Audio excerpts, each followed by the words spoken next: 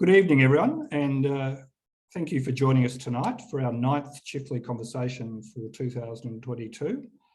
I'm joining you from the land of the Gadigal people of the Eora Nation here in Sydney. And of course, the Chifley Research Centre is based on the land of the Ngunnawal people. We'd like to begin, first of all, for our Australian audience, by acknowledging the traditional custodians of the lands we're speaking from and those of the lands from which you're joining us from. We'd like to pay our respects to elders past, present and emerging. We're joined tonight by Tim Dixon, one of the co-founders of More in Common, and Tim is joining us from Yorkshire, I believe, tonight. And we're also joined by Laura Krause, who's from More in Common in Germany, and she's joining us from Berlin, I believe, tonight. So welcome to you both. For those of you who've not encountered More in Common before, and it's not necessarily an organisation well known to Australians, More in Common was founded in 2017, and it has working teams across the US, the UK, France and Germany, but that doesn't, its work is not confined to those countries exclusively. More in Common is an interesting and commendable organisation. It aims to tackle the lack of information and polarisation that divides the societies and communities we live in today, and to build more united, inclusive and resilient societies where people believe that they have something more in common and that is stronger than what divides them. Refreshingly, More in Common takes an evidence-based approach, and that's one of the reasons why we're talking to Tim and Laura tonight.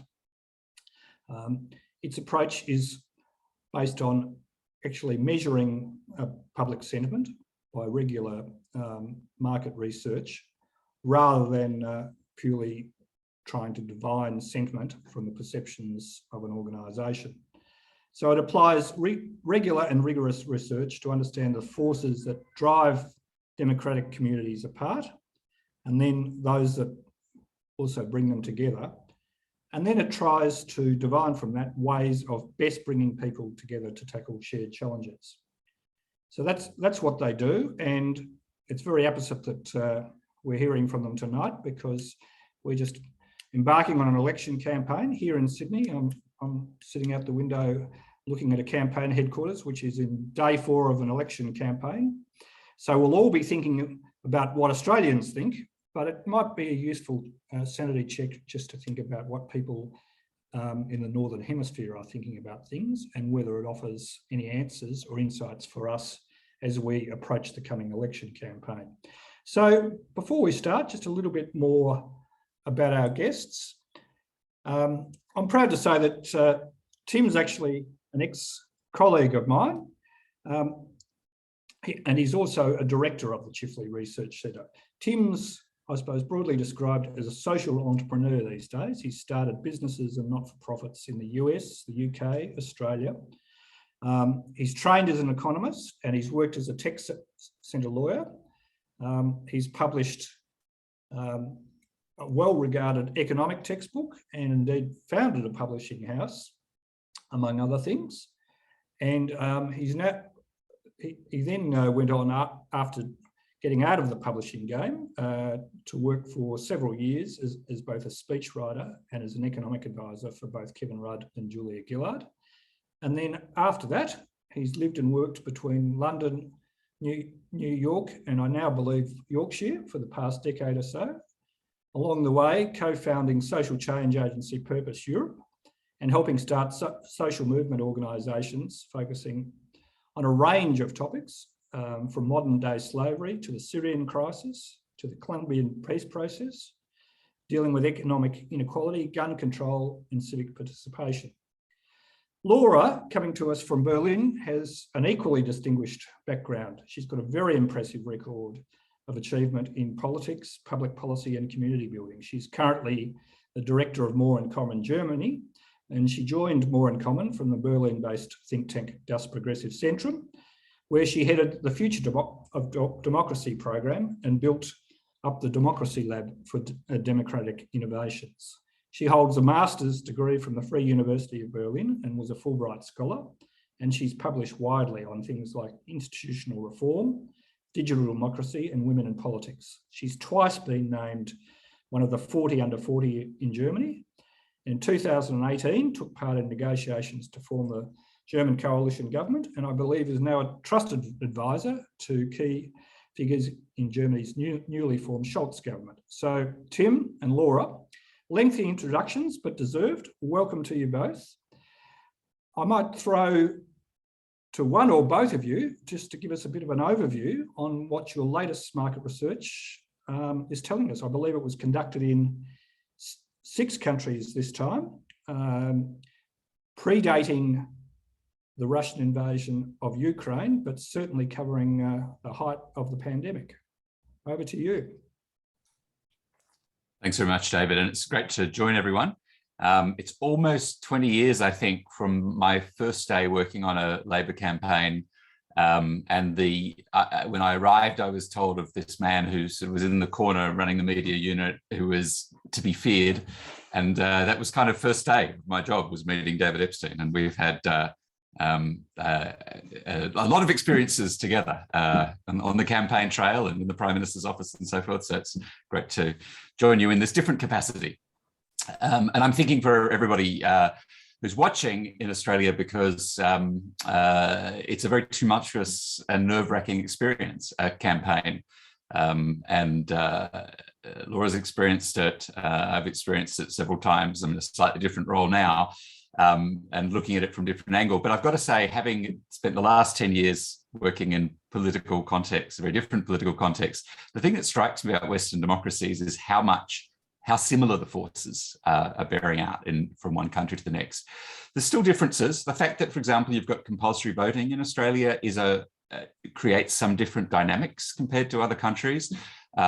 Media structure matters, culture matters, the electoral systems really matter, whether you've got proportional or a preferential or a first past the post. But with all of that, like a lot of the forces driven by social media, driven by a kind of a loss of belonging, driven by the economic insecurity, the left behind kind of factor, the sort of movements of people, the rise of a kind of more cosmopolitan class with different values to the rest of the public, like those are very similar. So we'll unpack a few of those things in the remarks. What we thought do is, I'll just make a couple of remarks at the top about the research and how we approach it and what we're trying to do. And then share some of top-line insights. As David mentioned, this particular study that we're sharing from, we're looking at 6 countries, 6 Western European countries. We do a lot of different projects. We've done a lot of work on the state of democracy, which is very interesting in the kind of pre-Ukraine moment and looking at what happens post-Ukraine. This particular piece is part of what we do is we work in partnership with a range of different sort of sectors or sort of issue groups. So we've done a lot of work on climate because, climate is the greatest collective challenge we're facing as a planet. And it requires democratic societies have to work. They have to come together, develop policies that are lasting policies. You can't just have constantly ricocheting between government and opposition, changing policies as Australia's experienced for the last 20 years or so. So we look at how you build a consensus around that, how it's a unifying rather than dividing issue. We're doing a lot of work around migration, refugees, which is another issue that can be used to drive division in societies. And we look at other things, inequality, local community, social media, and so forth. So that's the sort of helicopter level view. And what we're trying to do when we do this research is it's less looking at societies just from the lens of what do people think about an issue, but more in a sense getting pulling back a little bit from that breathless poll-driven analysis that we get in our Twitter feeds and trying to understand what are the upstream forces around people's sense of their values, their identity, that are shaping their sort of their downstream political behaviour. It's like questions like, why are our party systems disrupted so much that you look at the election on Sunday in France, where the 2 dominant parties for the last 50 years or so, the Fifth Republic, got a net 7% of the vote. You've seen this extraordinary disruption in a lot of political systems, and you can look at some country and say, oh, it's quite stable, and then suddenly there's an avalanche. because the foundations of the way that our party systems, Western democracies, have been set up are just a lot weaker than what they used to be. And there's a variety of reasons for that we'll sort of touch on. But we're grappling with these questions in the context of how do we make our democracies work? How do we ensure that people feel enough level of satisfaction that they're willing to stand up for democratic values, for liberal democratic values, for the rights of minorities, for inclusive societies? How do you prevent issues that can be divisive being used to tear countries apart? And one aspect of that is that we do quite a lot of work to segment populations according to people's values, rather than looking at people just as left and right, men and women, old and young. Also just looking at what are their orientation towards society. What we've found is that looking at people's sort of underlying psychology, moral foundations, their level of security, factors like that, ends up being a lot more predictive of where they stand on issues and ultimately on politics than the standard stuff that we're used to, than what demographic group, for example, they belong to, or age group. And so that's a part of our analysis we weave through, and Laura's going to take us through a little of that. And then when we do that analysis, we then get into looking at the ways that can be applied. And so we work with coalitions of organizations. We've got about 150 different institutional partnerships across the 4 countries that we're in: Germany, France, UK, and US. And then we're also doing projects, as with this one, Spain, Poland, and Italy. So we apply this as well as kind of doing the research end. So this is a light touch on where societies are post pandemic, or sort of as we come out of the pandemic. We're actually in the middle of doing quite a lot more qualitative research right now, and there's going to be a further wave with this project of seeing where people are kind of around mid-year, May. So 3 months or so after the Ukraine invasion, because I think it is a change factor, but it's too early to really understand exactly where things will be on the other side of the invasion. And of course, partly it's about the duration of the war and how it plays out. So with all of that, let's jump in. I am going to see if I can successfully share some slides here.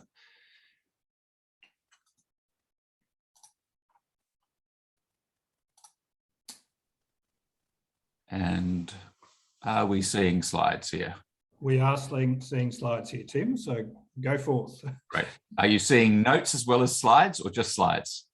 We are seeing some notes, yes. That's not how it's meant to be. Okay, I have the problem of having 2 screens up. So what I might do is see if I pull the plug on this one. I think if you go to the it looks good, actually. It looks good now. That's not bad. Okay. No, you've just got that's excellent. Right. All right. So here's a sort of a top line view, is that after 2 years of the pandemic, there's a sense of exhaustion and frustration across really all of our countries. And I think it's interesting just to note this, that Putin chose to invade Ukraine at a time when Western societies were feeling really divided, and people were feeling frustrated, exhausted. And even though we've had this surge of unity in the response, it's unclear whether or not that will endure, whether that will last. I think that's a question that we're looking at over the next few weeks and months in our work. We've found that there's a real drop-off in people's sense of shared endeavour. A very strong majority of people feeling like it's everyone for themselves in our societies, and feeling that societies are divided. And that's the case even when you've got some countries a very hot division in their politics.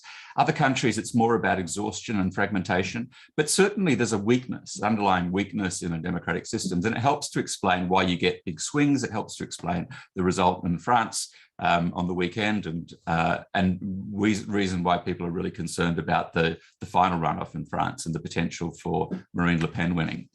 So a few graphs on that. About 6 out of 10 people feel that our differences are now too big for us to come together. That's a real shift from where we were pre-pandemic, where there was a lot more confidence. And you can see some of the numbers from research that we took during the pandemic there, during the early stages of the pandemic there on the right. We asked people, we gave people about 25 different words to describe their society now. And you can see here, in every country other than Italy, the number one word people use to describe their country is divided.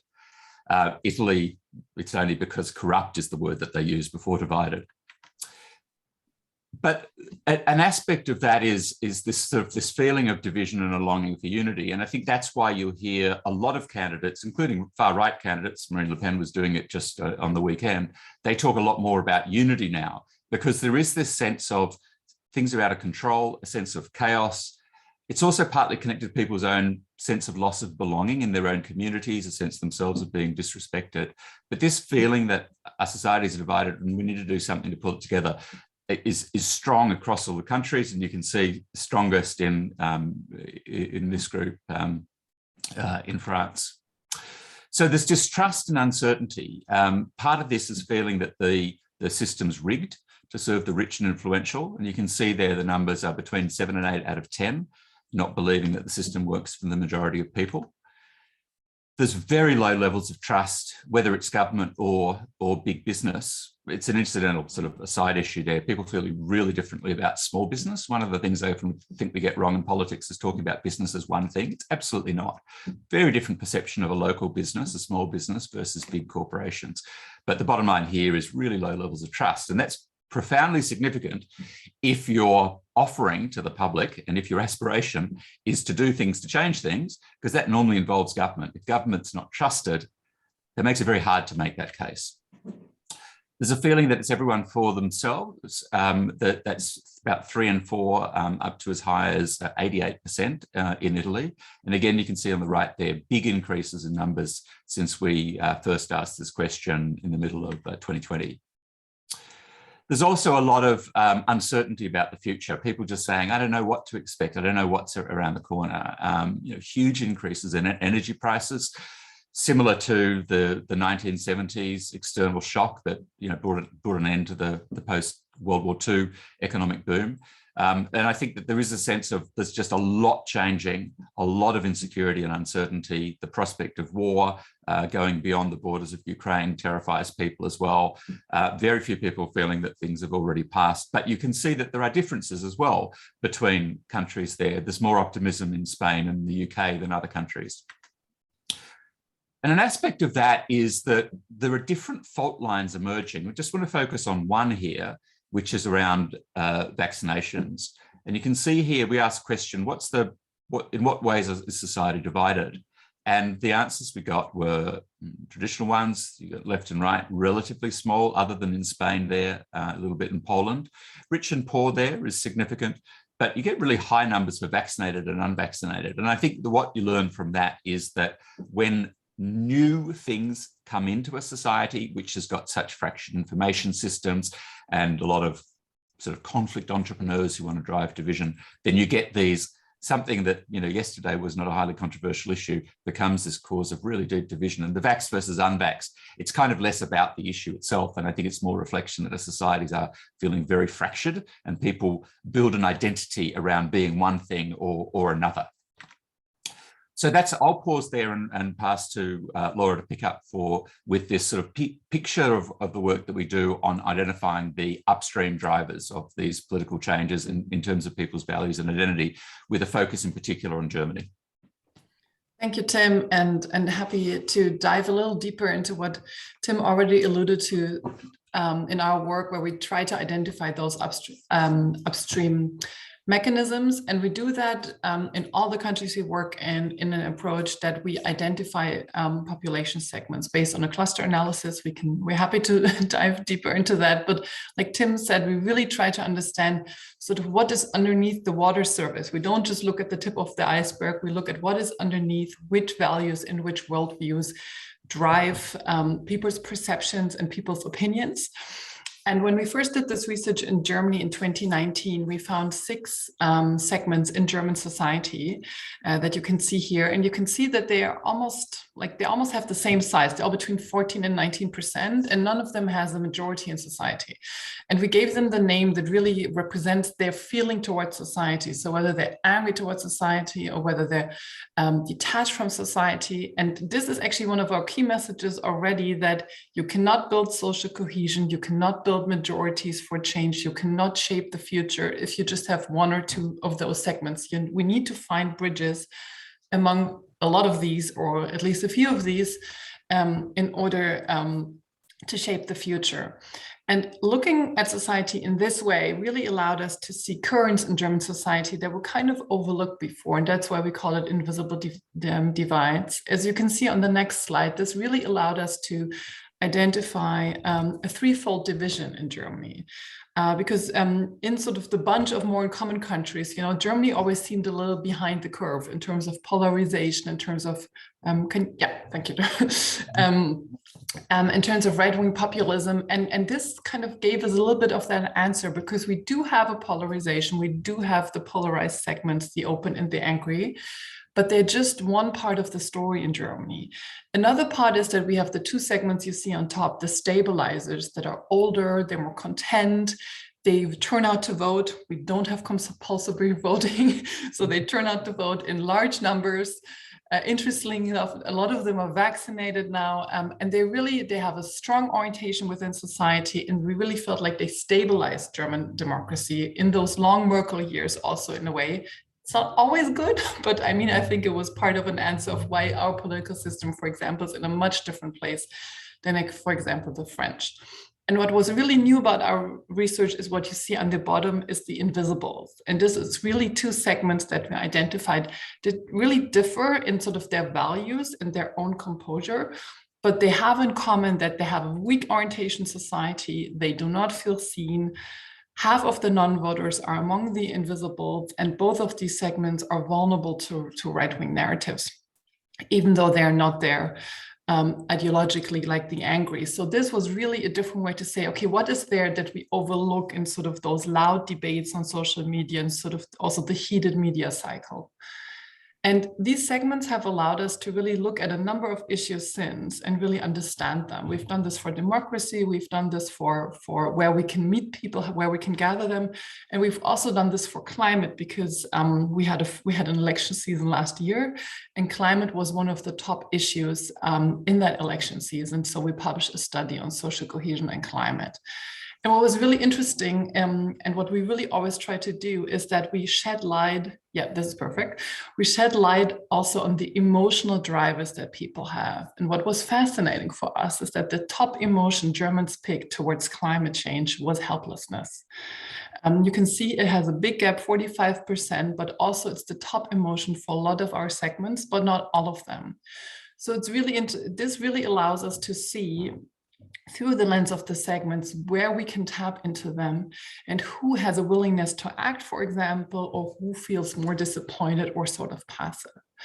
And what we overall saw as a current in the German climate debate on the next slide is that a lot of people say when you ask them that they have a strong willingness to act at the individual level. It differs a little because, as you can see, the invisibles and the angry, they have sort of less this feeling of agency. They don't feel as strongly as our other segments that they can shape society, which I think is also important to take in mind when you speak to people in an election. But overall, 76% of Germans said, I can make a difference. But if you then ask them who's actually doing enough and who maybe needs to do more, we see really interesting patterns because, next slide, please, Tim. There is a strong demand in Germany that big actors are not doing enough. So we asked about different political levels and also about the citizens. And it's really interesting because asked in this way, people say, people like me are doing enough. Like it's already kind of a little different picture. It's not overwhelming. So we do have to keep that in mind that people are also self-righteous and we need to not judge them a little. But the picture really emerging for us is that people are more ready than politics often assumes to be, and people want more political action from them. the importance of climate, and Tim already stressed that we've done this in some individual research, but we've actually dug deeper into this winter because we already saw sort of the inflation crisis approaching even pre-invasion in Ukraine. And we wanted to understand sort of how this might change the salience of the climate topic for many actors. And what we saw in this data is from December that climate, for example, in Germany, is still ranges super high. We polled here, maybe this is interesting for your context, this was the first week of the Scholz government taking office in Germany when we polled this. So it was really the incoming week in sort of that spurt, and we saw that the issue of climate in Germany is super salient, especially if we compare it across the countries. Moving on, please. And what we have done a lot more in our more recent research is that we try to ask more aspirational questions. We really kind of force people to think about what they want from the future and what they want their future to, for their country to look like. And we see that in this future-looking dimension, that the environment range is really high. In a lot of the countries that we work in, we see that Poland is sort of a very different context for us to work in. But in Germany, this is one of the things that really has become like a key foundational thing of German sort of country identity. And that's new. This would have looked very different 5 years ago. This is not sort of, this is really an emergence of the last years. And I think also explains why the Green Party in our party system by now really is almost a traditional party, almost a conservative party in some regards, because conserving the environment, of course, also has a conservative edge to it. I think we have one more. And maybe I end here and then we have room for questions, but I want to stress something that I already just said in passing, is that what we see in many of our countries, but also in Germany, is that political leaders sometimes have a reluctance to sort of push ahead issues because they're always worried of not bringing people along or alienating them. But we see here that actually on a lot of issues, people feel that politics or that the government is not doing enough. And these numbers were even to a surprise when we showed them in Germany. And I think there's also a role for people like us to nudge politicians and decisions makers to say, look, it's not a question of not doing this because people are not stupid. People know that these things have to be done. It's a question of how you talk to them, where you meet them, and that you talk to them like you maybe would explain to a sibling or to your mother, about why it is important to tackle this. And so especially on climate, we really emerged that it's less a question of whether to do it politically, but how to do it, and not to leave it to the individuals, because this is really what's emerging as a great foundation for polarization. If people feel like they individually have to tackle this really big problem and it's not done in a systematic way by political actors. Well, thank you for that, Laura, and thank you, Tim. We will go to some questions, and what you've run us through tonight throws up a lot of questions. For those of you in the audience who'd like to pose some questions, remember to direct them to the Q&A function, and I'll attempt to get through the list, and then that way we can just keep the chat purely to chat. I do want to touch on some of the things that Tim was saying about divides between the vaxxed and the unvaxxed. But first of all, I'd just like to go back to something that you were saying, Laura, about Germany, effectively 6 groups, but really dividing into thirds. And as I looked down the slide, as it were, you had those that were committed to society and committed to participating in societal institutions. And to an outsider, they looked very much like the Adenauer generation in Germany. And then I went down to the bottom of the page and it looked to be 50-50. Those that have benefited from post-Bretton Woods, I quite deliberately use the word post-Bretton Woods rather than liberalisation, and those that have perhaps suffered from it or benefited least. Is that a fair take on things and a fair sort of explanation of how German society is panning out in terms of those drivers?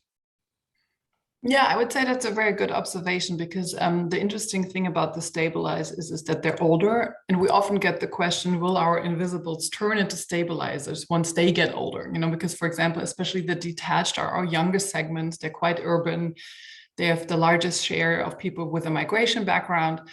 And so people sort of wonder, well, when they get older, won't they have that same role? And the answer is no, because this generation has been socialized very differently. You know, they've been socialized also in a more individualistic world with social media and the internet. And so for us, there lies also a future task in all of this, to really not take this for granted and become complacent sort of in a way, and to not just tailor political communication towards those you know best because you already have them, you know. And I think this is always the trouble for people who work in politics. You get a lot of influx, right? You get a lot of angry letters, you get a lot of tweets, so you hear from people and you feel like you know what's going on out there. But so we continually sort of beat the drum of saying you hear from a certain group of people, and you need to build strategies also for the future. What is interesting now, the longer the pandemic takes, actually, for example, the involved, which is one of the segments of the stabilizers, they are also starting to be disillusioned, you know, because they believe in social cohesion, they believe in collective action. So for them, for example, the fact that 25% of Germans did not get vaccinated is really hard to bear, because values like solidarity and collective action are so obvious for them that if they are not less obvious for others, it's really hard to grasp. So that is sort of the balance that you have to take, to not lose those that are usually engaged, you know, to keep them engaged and to keep motivating them, while at the same time trying to bring people in that where the starting point is just a very different one. So that's a genuine challenge for you, is it, that group of people who were traditionally stabilizers perhaps just despairing and giving up, retreating? Yeah, and I think it's also a challenge for the government, because, for example, just last week in Germany, it was not possible to build a parliament majority for a vaccine mandate, and we have had a debate about it in Germany for half a year, whether there should be a vaccine mandate for adults. And the Scholz government decided to not make this, to not have a government proposal, but to have this be a parliament discussion. And that debate almost leaves everybody frustrated, you know, it leaves people frustrated who wanted the mandate, and the ones who didn't want it, they kind of scoring this as a goal, but it's really not making politics look good, because that fault line that Tim also described and that we might talk about now more, it is there, and it's a really difficult one for politics to tread, because I think there was almost government mandated othering, you know, in order to get people to get vaccinated. You know, there was an us versus them dynamic going on, something where we at More in Common always say, don't use that as a tactic, that's never good, you know, but out of the urgency around the vaccines, that happened in Germany, you know, and so that's something we're going to have to deal with, at least for the foreseeable future. It's not just going to disappear now that the newspaper headlines have different topics. Right. Tim, we might just do a deeper dive into the vax versus anti-vax, because, I mean, it's something that's surfaced in media discussion here, and some research, including your own in Australia, has picked it up at times, but it's not something that's, certainly from my perspective, is terribly evident here at the moment, and that might be a product of, you know, we had more of a debate about immigration and isolation as a prophylactic against the virus rather than vaccination. And then when we had the vaccination thing, it was about a sudden need for vaccines to be available and government systems apparently failing. So the fingers were not so much various groups in society pointing fingers at each other, but all pointing fingers at the government. So perhaps a little bit different. You might tell me otherwise, but on that basis, can you sort of explain to an Australian audience, you know, why these deep divisions have appeared and why they appear to be remaining? Yeah, I mean, I think it's there's aspects of the specifically about vaccinations that are probably unique to that particular issue, and then there's aspects of this which are just about how people form identity tribes and identify with a particular point of view and define themselves against the other side on more and more issues and kind of go into these very binary positions, and social media kind of plays that up. I think specifically on the way the vaccination issue has played out in different countries, immediately after the pandemic hit, there was this surge of kind of pro-social sentiment. What was interesting is, Laura's described the invisibles, that group around about a third of the population, slightly higher in the US, slightly lower in the UK, for example. But that group that is characterized by low levels of information, low levels of trust, and some of them in particular are characterized by just a deep suspicion of other people.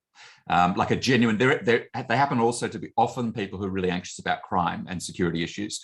And so for them, they actually have, I think, a genuinely distorted view that other people are really bad all the time. And there's just like a lot of bad stuff out there. And when they saw people suddenly adopting very pro-social behavior, creating a bit of distance in the supermarket, wearing masks, all of the positive stuff happened in the first few months, that group went through the roof in their confidence about society. It was really fascinating. And yeah, we'd sit in focus groups with them. And because we're sort of grouping people by their values, you get these conversations where a lot more of them comes out. And so that one aspect was really positive. Now, then it flips over.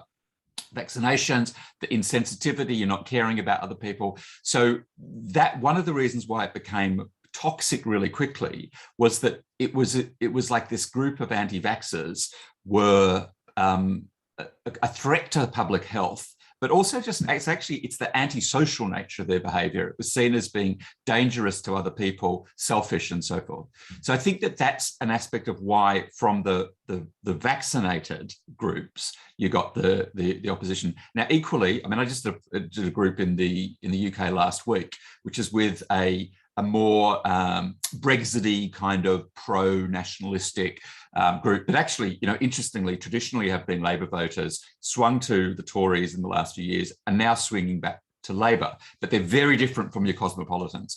And in this group, we had two people who hadn't been vaccinated. One was a young mum.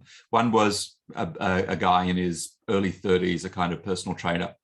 They had really different reasons why they believed what they believed on vaccinations. One was the young mum was, I found a community where I feel I belong and people talk to me, and it's all connected with this sort of anti-vax thing. So it's become more like a lifestyle group almost. The young guy who's a personal trainer was all about self-actualization. So for him, it was, I'm a critical thinker. I don't believe what other people tell me. I like to search things out. He's really sort of searching out into the rabbit holes with the information he's got, but it was more about, it was his pride in being that. He had his own business and so forth. So I think there's another part of this is, and this is where what we try to do is kind of get a sense of, there's not one group of anti-vaxxers, there's a bunch of different motivations, but there's not a million. There's a set of reasons why, and we have to look at them societally and say, okay, are there ways where you can bring people who are like that on side, where you can address some of the concerns they have and break down some of these divisions and prevent them becoming entrenched. But the interesting thing about the anti-vaxxers, is there's research in Canada that showed 25%, well, 2% of the overall population support Putin in the war in Ukraine. 25% of anti-vaxxers do. So what you see is the distrustful groups, low trust groups, their behavior or beliefs go from one issue to another. They're also much more likely to be skeptical on climate, for example. Now, they're not one binary group, but you do see patterns, and that's also a really important point to understand. It's how people orientate towards society and the world that shapes the way that they see a lot of issues. And so that's why it's really worthwhile to kind of get at that sense of what's changing and how we all orientate towards each other, our trust in each other, our trust in institutions, because that's the upstream stuff that's driving the downstream argument, whether it's immigration, refugees, climate, vaccinations, or other issues. Right. We were having a discussion quite recently with the author Van Badham about internet conspiracy theories and QAnon, and having heard her, I'm not necessarily surprised by particularly what you were saying about what you've found in Canada. And she was talking about the fact that you get a coalescence among anti-vaxxers of quite, in fact, some groups that you wouldn't necessarily expect, like well-educated, high-income earners, but their connection to anti-vaxxing is the wellness movement. And yet you have the politically disenchanted from less educated backgrounds, regional areas, et cetera, who are predisposed to distrust cosmopolitan institutions, but they all join forces through things like QAnon. Does that provide some of the explanation for what you were saying, or is it only a very small part of it? No, I think that's completely right. And I think, so one of the challenges that we have to deal with, because this cuts across lots of issues, is there's a lot of people, I mean, a lot of that, roughly a third of the population visibles, just feel profoundly disrespected. They feel talked down to constantly by highly educated cosmopolitan people. That's where the kind of, the woke cultural agenda, a lot of them are actually not into a lot of those political arguments that much, but what they pick up is more condescension. And I think, Laura could speak to this, because what the Olaf Scholz's campaign did last year was very interesting, on deliberately targeting people's sense of being disrespected and communicating respect to ordinary people. And it was something that we picked up 2 or 3 years ago in our research and made a thing of it, that people feel disrespected, and part of the way politics needs to change is to communicate respect. Anyway, Laura, you might want to pick up on that. Yeah, happy to. The question around respect was actually really interesting, because in 2019 we polled different words in our focus groups to get people's reactions on them, and respect was actually one of the best polling words, because it was not a polarizing word. It was not one where people, for example, we polled open society, where some people, for example, our open segment, like their hearts just opened, and they had all these associations, whereas others didn't even really know what that's supposed to mean, because it was too abstract of a concept. But respect was so tangible, because it's something we all want for ourselves, right? So it's easier to talk to somebody and say, like, look, you want this for yourself, so you need to grant it to somebody else. So you might need to grant it to a migrant, or somebody who just came here 2 days ago, and so it was a lot more tangible. And I think that was a very smart move communicatively, because what Tim just said about trust, and I want to expand on one point and might answer some of the questions also in the chat and in the Q&A, is that what we see is that we basically see a dual trust crisis. We see a trust crisis between people, and we see a trust crisis between people and the government democracy. And both of these trust levels are important for social cohesion and for moving on. And we continually poll in Germany on who people trust for information or just in general. So business leaders, labor leaders, journalists, science, the government, etc. And while happily science in Germany still ranks second, which is good news, and experts, is what consistently comes in on top, no matter the issue, no matter the time, is your personal friends and family. People trust people they know, even for information. And I think this explains a lot of what we saw around vaccines and conspiracy theories, how people get into that. And the graphs are really always, you have family and friends here, then you have experts, and then it goes down, and then you have journalists, and then the government and labor leaders and the church come at the very end in Germany, And so this is important to keep in mind. People talk to other people all the time. They might not do it with the vocabulary that we do at research centers, they might not do it in sort of abstract concepts, but we see it in our focus groups. People think about what's going on around them. They come to different conclusions. They gather information differently, but they all talk to other people. So even also for a campaign, I think it's important to also package issues in a way that people can talk to others about them, but I think it really explains sort of how these bubbles happen, because we trust those we know. In the end, it's all very human.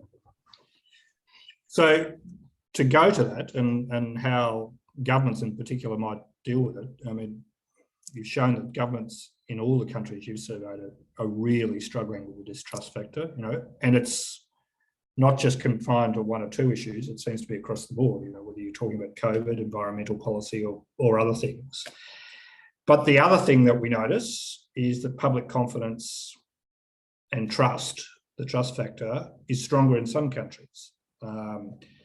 Germany, and interestingly, I I found the UK. But I wasn't so surprised that it was weak in others like Poland and France. So why are we seeing this sort of scepticism? Is it that some governments manage things better in the eyes of voters, or are there also other national drivers that we need to look to in terms of explaining these differentials? And in looking at that, then can we pull back and find some generic answers which governments, no matter where they're located, might apply to improve trust? Well, I think part of the story is not everything's about politics. So if you take the UK, particularly in the early phases, government did a really awful job and was perceived to have done an awful job by the vast majority of the public. Changed, later on, but that was a perception, and yet people were still very. Really, as most people, about a third of the country in the UK, people say that their political party they support is an important part of their identity. In other words, for 2/3 of people, politics isn't central to their lives, so they're much more interested in each other, in society, in their local community, than they are in politics. And the way they think about an issue is not, an up or down vote every day on what the government's doing. So for most people, the pandemic was a social experience. And I would argue, I think that what you see in different countries is, the UK, I think, has a pretty strong it's a pretty strong society. People have high levels of association. People have, sort of connection compared to other countries. There's a lot of, just like the associational life, as people will talk about in civil society, there's a resilience and a kind of a sense of kindness and connection to others that's relatively strong compared to other European societies. Poland, on the other hand, is deeply divided and has lacked that, partly because it's never in the post-communist period, built that same depth of civil society infrastructure, just the kind of, although the institutions that cross politics and different identities, now all of us are experiencing a decline in that. Every country is, but they're coming from different bases. So I think that is a key explanation that, people kind of say in the UK, well, Boris is a bit of a clown, but I wouldn't want to be in that position. I've constantly heard that. It's still people say that in focus groups after 2 years. So that's, for somebody who's highly political, they go like, come on, and they'll think of all of the terrible things that have gone wrong. But there's this kind of less political way in which a lot of people just process the events of the day. And I think Germany similarly, has some similar deep cultural factors. And in a sense, I have learned to see those as really strong things for our societies. They build resilience against political incompetence, against breakdown or a lack of political leadership. We should care about the strength of overall our society and democracies, and not just think about politics. And that's for me, it's been one of the ways in which I've shifted in the things I focus on, because I think fundamentally democracies are really threatened, and the politics is it's certainly not the only thing that we need to fix in our societies. In today's Financial Times, Janine Ganesh has got a column essentially designed to warn us against believing in perfect theories of government and democracy. But on the way through, he deals with some of the commentary around, whether people like Fukuyama stand up, etc. But comes to the conclusion in the end that, although he's a deep believer in imperfections in the system, basically democracy is actually surviving. And, while we haven't seen the end of history, as it were, we certainly haven't seen the end of democracy. And, some of the calls that we've been seeing in the last 2 or 3 years suggesting that we're drifting back to a more autocratic world are alarmist. And bearing that in mind, that we should, while not being relaxed about the Russian invasion of Ukraine, we shouldn't necessarily see it as a fundamental threat to democracy. That perhaps provides a bit of a segue into some speculation about, what's going to occur post this invasion, or certainly the initial phases of it, because it appears that Europeans are banding together. There are differing views and there are certainly different paces of response, but they have tended to bind together in this. Do you think it's that sort of binding together is actually going to percolate its way down into communities, and about how communities feel, whether they're divided or not, at a domestic, at a quite micro level, rather than just in terms of geopolitics? Tim, do you want to take it? Yeah. Well, I think our current expectation is that this feeling of unity that is certainly more there right now, we don't expect that to last, over time. We're actually doing focus groups in Germany next week and the week after to understand, like, with a little bit of time gap between the start of the war now, to understand how this is affecting people and whether it is actually affecting everybody as much as maybe we expect from where we stand, and I think this is the constant warning that our research comes with. And this was, I think, also a question in the chat, like the implications of our work. And I think what we do with this data is we talk to political actors and society actors every day and warning to take our own perceptions at face value and to think that those are the perceptions of everybody around us, and this is true for climate, and this is certainly true for the situation. I think what is so interesting in the response to the war in Ukraine is how much it taps into really national distinct things. And I think this is what I still 4 years in find so fascinating about working at More in Common, is that the drivers pulling us apart, like Tim said, are similar, but really the national context in which they can then be tackled is very different. So for example, one of the tools that we just don't have in our toolbox in Germany is patriotism. We're not a patriotic country. It's not allowed to be patriotic or proud of Germany. It's because of our history, we shy away from that. So in this really strange way, that whole diesel scandal around Volkswagen sort of hurt for a lot of Germans this sort of unsuspicious patriotism in German engineering, because that felt safe. There was a safe kind of patriotism that was dinted. Which I don't have to tell you, the current situation in Ukraine for German sort of pacifist sort of more approach to international defense and to international relations, and our strong dependence on energy from Russia, it has just put the new government, not even after 100 days, into a very new situation that changes a lot of things. Right.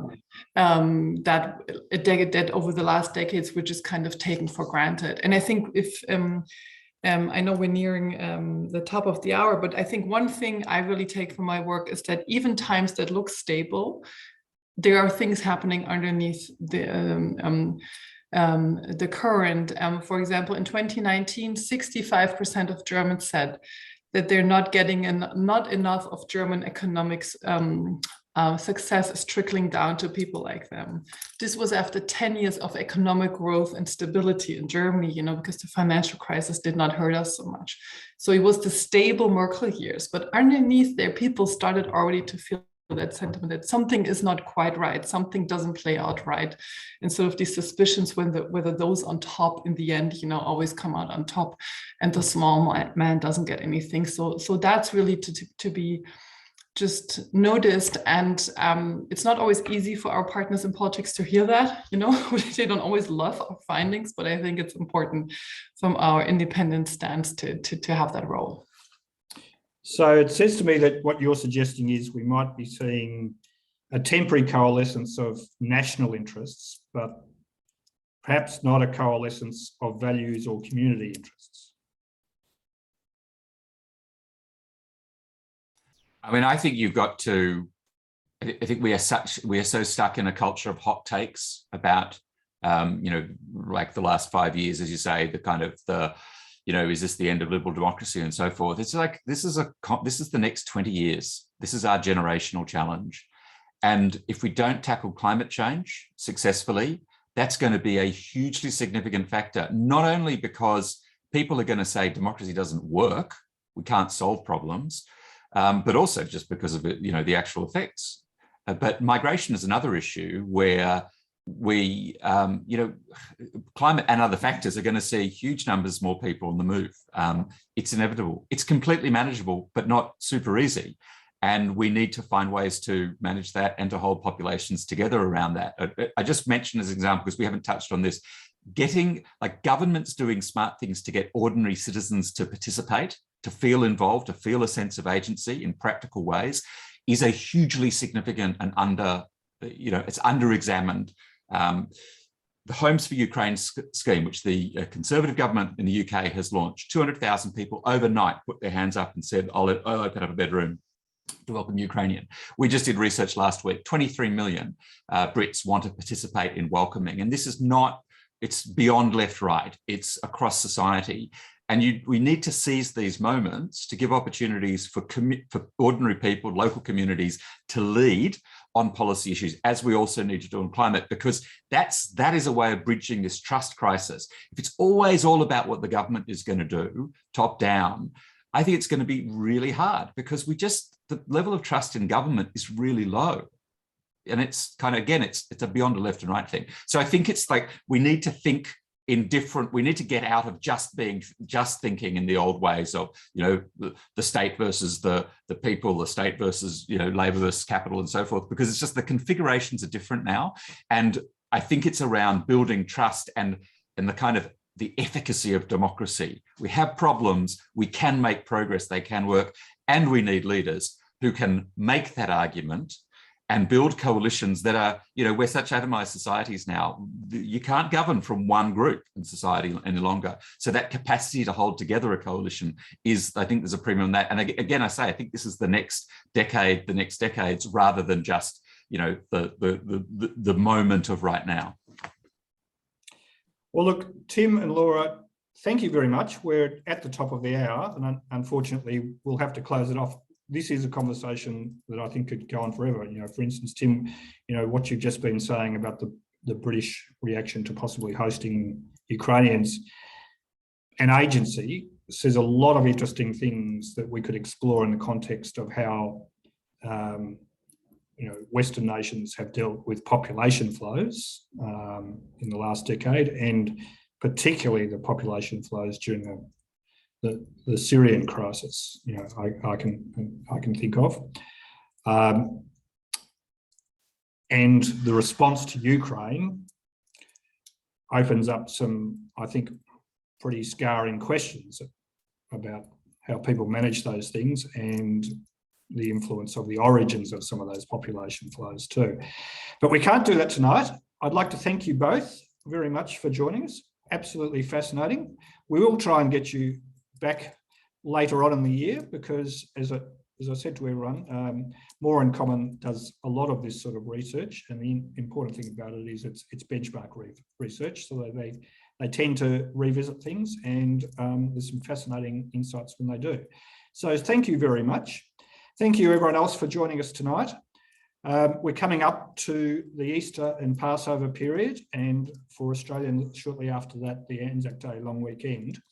So given that, we will be taking a break next week, and we'll come back at some stage after the Anzac Day weekend, and we're likely to be a lot more focused on the current domestic election campaign here. Just a tip for everyone. Thank you very much. You'll be able to revisit this conversation if you'd like on our YouTube and online via the Chifley website in coming days once we've received the edited video back. Good night. Thank you. Thank you.